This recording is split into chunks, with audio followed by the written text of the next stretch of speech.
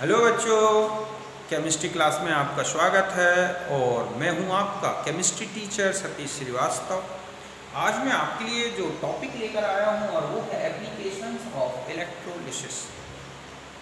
तो यहाँ पर हम इस टॉपिक में देखेंगे कि इलेक्ट्रोलिसिस कहाँ कहाँ पर यूज़ होता है और उनसे रिलेटेड कौन कौन से क्वेश्चंस जो हैं वो कंपटीशन में आए हैं। तो सबसे पहला एप्लीकेशन लेते हैं और वो है हमारा इलेक्ट्रोप्लेटिंग, विद्युत लेपन। तो ये जो इलेक्ट्रोप्लेटिंग है, समझ गए ना, ये क्या होता है कि जो मेटल एक्टिव होते हैं अर्थात जिनकी सरफेस में इजी रस्टिंग हो जाती है, कोरोजन हो जाता है, उस सरफेस को क्या करें हम रस्टिंग से रोकने के लिए किसी सुपीरियर मेटल का एक थिन लेयर लगा दी जाती है। और वो किस मेथड से की जाती है, थिन लेयर लगाई जाती है इलेक्ट्रोलिसिस मेथड द्वारा। तो इसे बोलते हैं क्या, इलेक्ट्रोप्लेटिंग। ठीक है, मतलब यही लिखा है कि the process of coating of surface of an, ठीक है, inferior metal while superior metal by electrolysis is called electroplating। समझ गए ना कि किसी भी इंफीरियर मेटल की सरफेस पर सुपीरियर मेटल की कोटिंग करना, वो भी किसके द्वारा, इलेक्ट्रोलिसिस द्वारा, यही कहलाती है इलेक्ट्रोप्लेटिंग। समझ गए बच्चों कि किसी भी निम्न गुणवत्ता की धातु की सतह पर विद्युत अपघटन विधि द्वारा किसी उच्च गुणवत्ता वाली धातु का एक पतली लेयर या पॉलिश करना ही क्या कहलाता है, विद्युत लेपन। अब इसमें क्या किया जाता है कि जिस मेटल का इलेक्ट्रोप्लेटिंग करनी है, मतलब जिसकी थिन लेयर लगानी है सरफेस पर, जिसकी पॉलिश करनी है, उसको तो बना दिया जाता है एनोड। क्यों? क्योंकि पोटेंशियल लगाते ही वो ऑक्सीडाइज्ड होने लगेगी।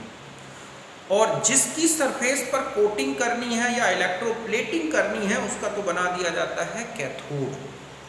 क्यों? क्योंकि एनोड ऑक्सीडाइज्ड होगा, उसके कैटायन आएंगे और कैथोड की सरफेस पर चिपकते जाएंगे, इलेक्ट्रोलाइज्ड होते जाएंगे, मतलब है डिपॉजिट होते जाएंगे, और धीरे धीरे पूरे कैथोड की जो सरफेस है वो एक थिन लेयर क्या हो जाएगी, उसमें बन जाएगी, और उसकी एक क्या हो जाएगी, पॉलिश हो गई। इस तरह से वो एक इलेक्ट्रोप्लेटिंग हो जाती है। तो यही मैंने लिखा है कि जिसका हमें क्या बनाना है, जिसकी सरफेस पर, मतलब जिस ऑब्जेक्ट का हमें पॉलिश करना है, जिसकी सरफेस का, उसका तो कैथोड बना लें, और जिसकी पॉलिश करनी है, मतलब जिस मेटल की थिन लेयर लगानी है, उसका क्या बना दें, एनोड। और इलेक्ट्रोलाइटिक सॉल्यूशन जो लिया जाता है उसमें जिस मेटल का एनोड बना होता है उसी का कैटायन होता है। समझ गए ना। जैसे देखो, इसकी मान लो इलेक्ट्रोप्लेटिंग किसकी करनी है, कॉपर की, तो एनोड किसका बना होगा, कॉपर का, और ऑब्जेक्ट ले लिया जिसकी हमें पॉलिश करनी है, जिसकी सरफेस पर, और जो इलेक्ट्रोलाइटिक सॉल्यूशन है वो है कॉपर सल्फेट H2SO4 वाटर, इसका एक्व सॉल्यूशन है। Ag की करनी है मान लो इलेक्ट्रोप्लेटिंग, तो एनोड हम Ag का लेंगे, ऑब्जेक्ट मिल गया हमारा जो भी दिया गया है, सरफेस जिसकी हमें कोटेड करनी है, और क्या लिया गया, KAgCN गोल्ड।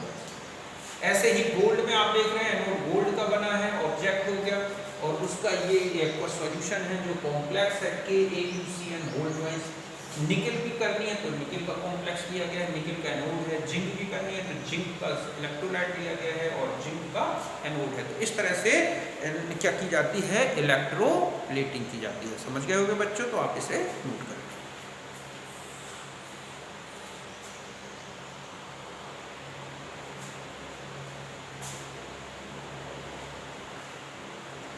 अब देखो, सेकंड जो एप्लीकेशन है वो है इलेक्ट्रोसिंथेसिस, विद्युत संश्लेषण।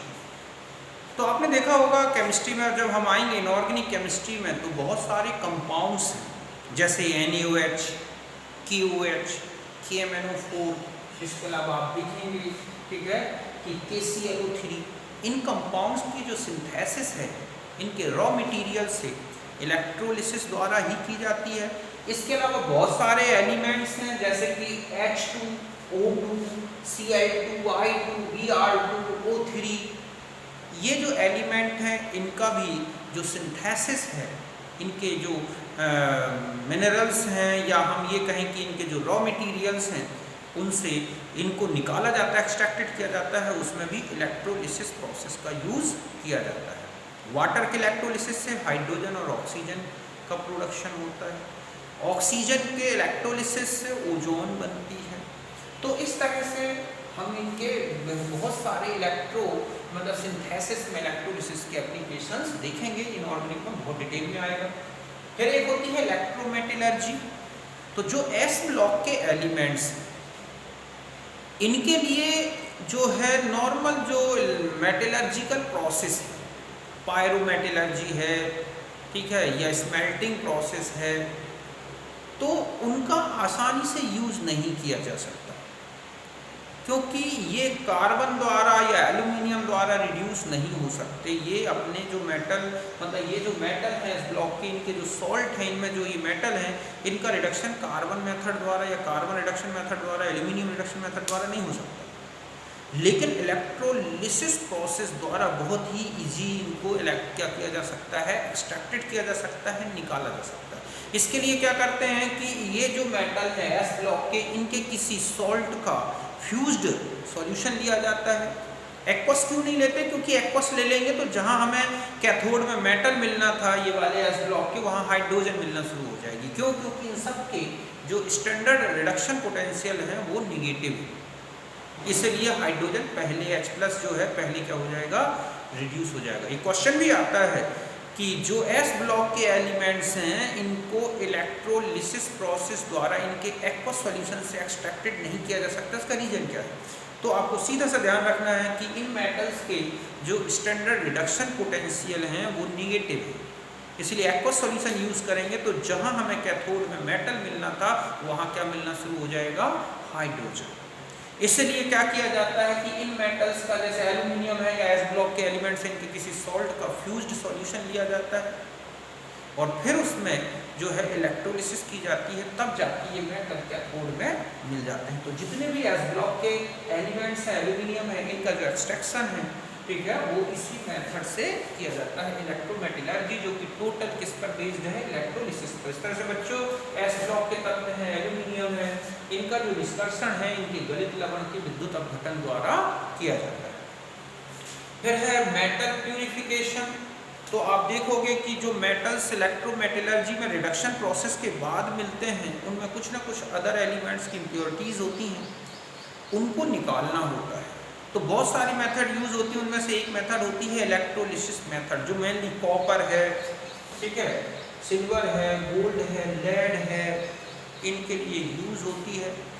इसमें क्या करते हैं कि जिस इम्प्योर मेटल का प्यूरिफिकेशन करना है उसका तो एनोड बना दिया जाता है और उसी मेटल की उसी प्योर मेटल का कैथोड बना दिया जाता है। और जो इलेक्ट्रोलाइटिक सॉल्यूशन लेते हैं वो मेटल के किसी कैटाइन, मतलब मेटल कैटाइन का कोई सॉल्ट का एक्वस सॉल्यूशन ले लिया जाता है। इलेक्ट्रोलिसिस करते हैं तो जो एनोड है वो ऑक्सीडाइज्ड होता जाता है और उसके जो कैटाइंस हैं अर्थात मेटल आयन, वो जाके कैथोड में कलेक्ट होते जाते हैं और जो इम्प्योरिटीज़ थी वो एनोड के नीचे कलेक्ट होती हैं, जिसे बोलते हैं एनोड मड।